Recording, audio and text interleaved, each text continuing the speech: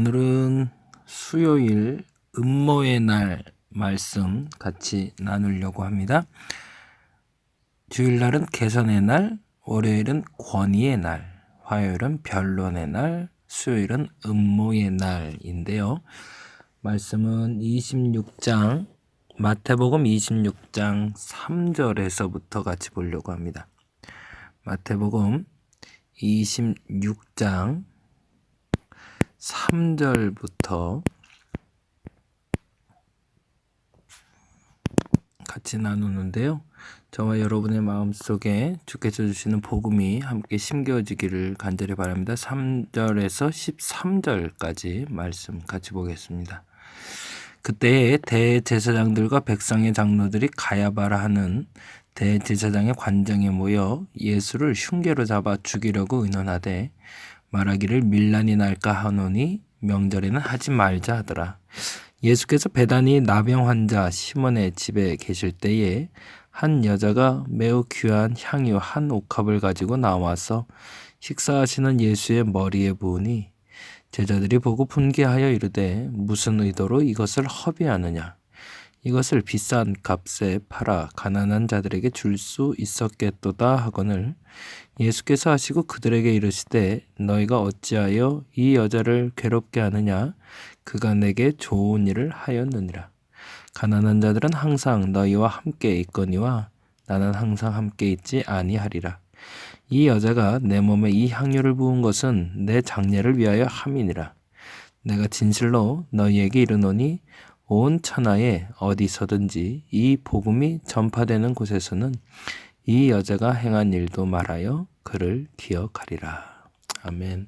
오늘은 향유 부은 여인에 대한 말씀을 중심으로 음모의 날이라는 예수님의 고난 주간의 세 번째 날을 맞이해 보려고 합니다. 지금까지는 우리의 정체성에 대한 이야기를 같이 나눴었죠. 매매하는 자의 마음으로 성경에서 쫓겨난 자가 우리인가? 대제사장과 서기관들처럼 분노하는 우리인가? 아니면 어린아이처럼 찬양하는 우리인가? 아니면 병자처럼 찾아와서 회복되는 우리인가? 또 하나 어저께는 두 아들의 비유를 통해서 나는 말과 행동이 동일하지 않은 사람이다 라는 것 인정하자고 그랬고, 만일에 잘못한 것이 있다면 인정하고 돌아올 수 있는 용기와, 그리고 또 하나 만약 잘하는 것이 있으면 어떤 시험이 온다 할지라도 끝까지 견디며 그 말한 대로 지켜갈 수 있는 용기를 달라고 같이 기도하자는 이야기를 나눴습니다. 오늘은 3절부터 시작돼서 5절에 시작되는 대제사장들과 백성의 장로들이 예수를 잡아 죽이기를 의논하는 때에 일어났던 장면을 함께 나눠보게 됩니다. 재미난 것은 6절과 7절에 있는 등장인물들인데요. 6절에 보면 이렇게 되어 있어요. 예수께서 베다니 나병 환자 시몬의 집에 계실 때에, 거기서 나병 환자에 동그라미를 해놓고요. 또 하나는 7절이죠. 한 여자가 매우 귀한 향유 한 옥합을 가지고 나와서, 그래서 한 여자에다 동그라미를 해놓죠. 우리가 잘 알고 있는 대로 이 여자는 마리아라 여겨지고요. 혹자는 사실은 창녀 마리아로 말하기도 합니다. 그렇게 따지자면 6절과 7절에 등장하는 인물은 매우 독특한 특징을 갖고 있네요. 공통적인 특징은 뭐죠?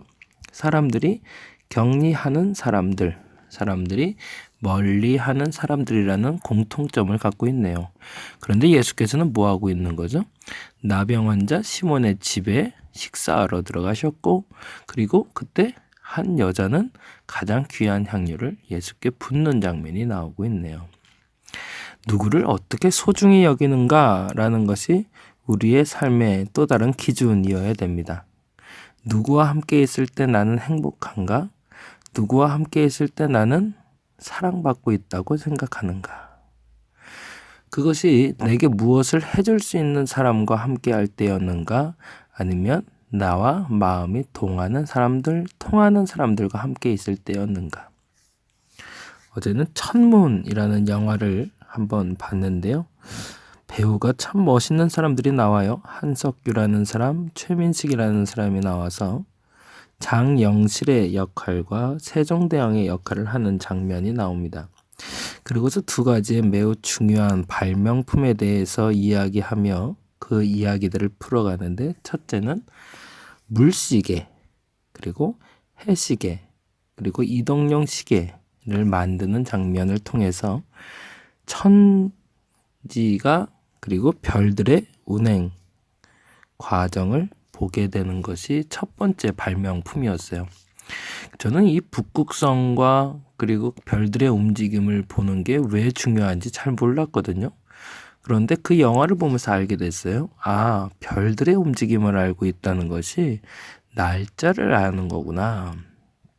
그러면서 거기서 그런 설명을 하더라고요.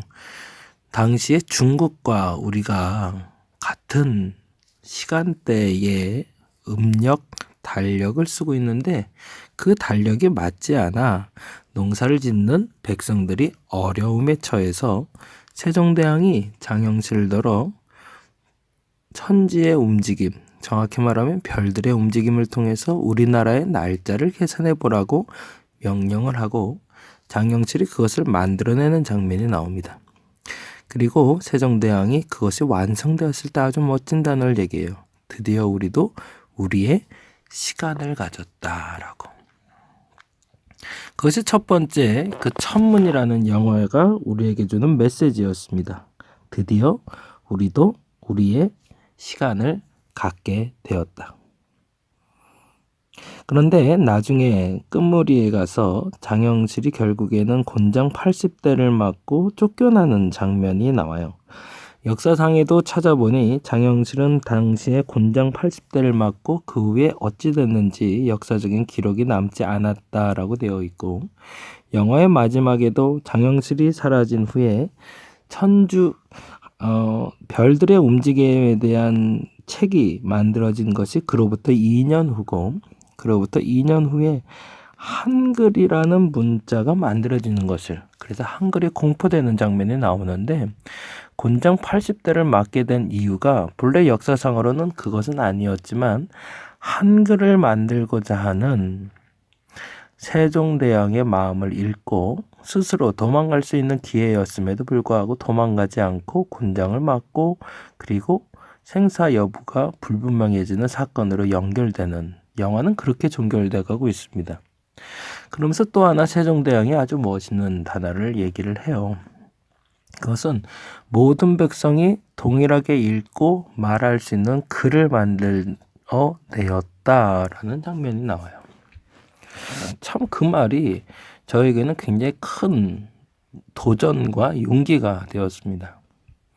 두 가지가 우리에게 있다면 우리는 그것이 진짜 그리스도인이라고 말할 수 있겠구나라는 거였어요. 우리는 우리의 시간을 가져야 되지 않을까? 우리의 시간은 정확하게 뭘 얘기할까요?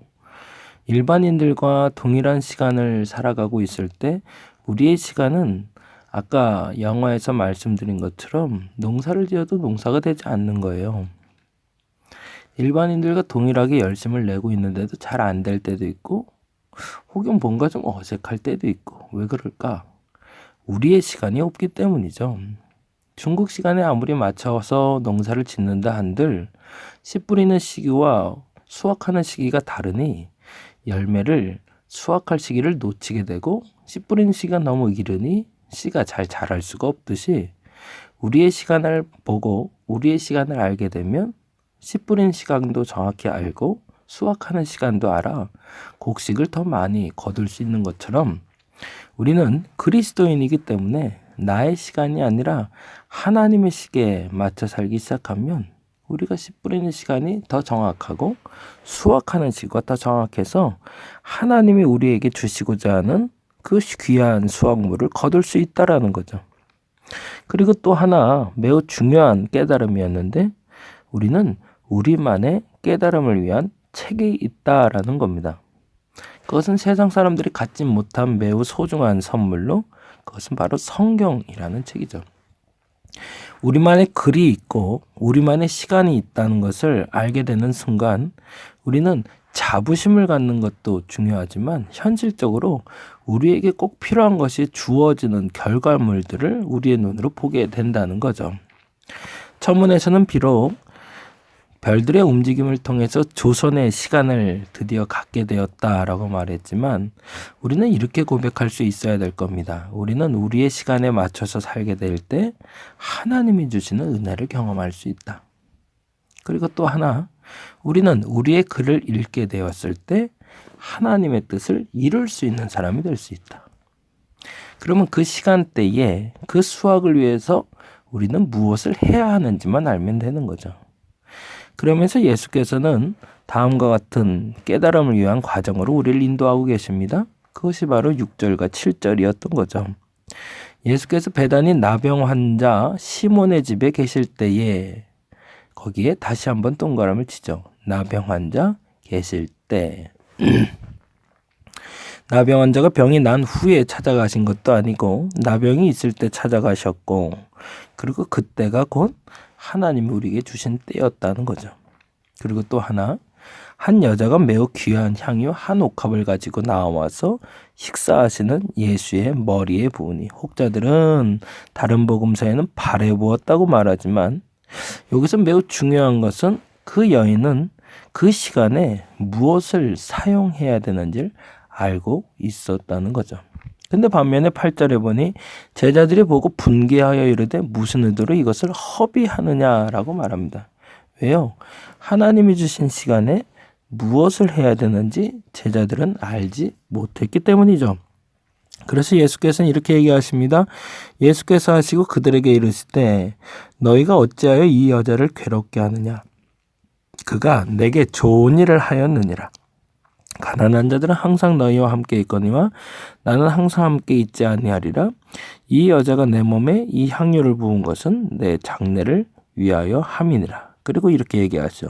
내가 진실로 너희에게 이르노니 온 천하에 어디서든지 이 복음이 전파되는 곳에는 이 여자가 행한 일도 말하여 그를 기억하리라 라고.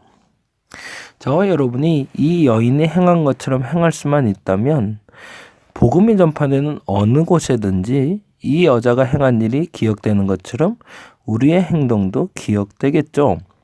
그렇다면 우리의 어떤 행동들이 기억될까요? 앞서 말씀드린 대로 우리의 시간에 우리의 일들을 할 수 있는 사람들의 일의 결과들은 복음이 전파되는 어느 곳에든지 기억이 될 겁니다. 하나님은 우리에게 맞는 시간을 주셨습니다. 그것은 그리스도인들이 마땅히 살아내야 될 시간입니다. 그래서 깨어 있어야 될 때가 있고 쉴 때가 있습니다. 쉴 때는 언제죠? 안식일이라 얘기하십니다. 깨어 있을 때는 언제죠? 도적같이 주님이 오실 줄 모르니 항상 깨어 주님의 오심을 예비하고 있어야 되는 거죠. 그러려면 뭐가 필요할까요? 우리의 글이 있어야겠죠?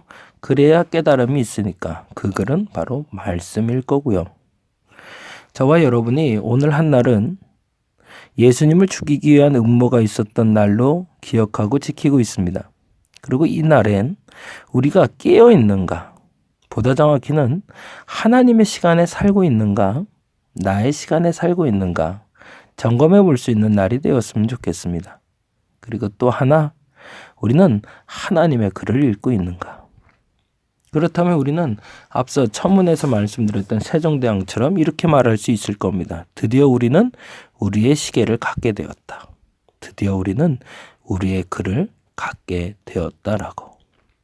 오늘 그렇게 고백할 수 있는 한 날 되시길 바랍니다. 드디어 나는 하나님의 시간을 갖게 되었다.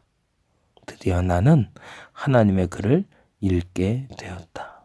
그래서 하나님이 때에 따라 주시는 그 복된 은혜를 같이 나눌 수 있는 저와 여러분 되시기를 간절히 바랍니다. 기도하겠습니다. 수많은 시간을 살아가면서도 헛되이 씨를 뿌리고 헛되이 결실을 거두는 것은 그때에 부합하게 씨를 뿌리고 그때에 맞춰서 수확하지 않기 때문입니다. 가장 이로운 것은 때에 따라 씨를 뿌리고 때에 따라 수확하는 것일진데 하나님의 때에 씨를 뿌리지 아니하면 결코 좋은 씨가 자랄 환경이 되지 않고 하나님의 때에 수확하지 아니하면 올바른 알곡을 거둘 수 없음을 우리가 압니다. 우리의 시간을 알게 하시고 그 시간이 하나님 우리에게 허락한 시간인 줄 믿사오니 하나님의 시간에 살아가는 우리가 되게 하여 주시옵소서. 또한 우리에게 주신 글이 있사올진데 그 글대로 우리가 읽으며 깨달을 수 있는 한 날 한 날 되게 하여 주옵소서. 음모의 날, 예수를 죽이려는 날, 그리고 모든 것의 거룩을 깨뜨리려는 날, 그 거룩을 지켜갈 수 있는 우리가 되게 하여 주옵소서. 참으로 더딘 사순절 고난 주간을 보냅니다. 이 어려움이 언제쯤 끝날까? 사실은 아직은 막막하지만 그러나 오늘도 살아봅니다. 오늘도 희망이 되어주시고 우리의 소망이 되어 주시옵소서. 감사합니다. 고마우신 예수님 이름으로 기도드렸습니다.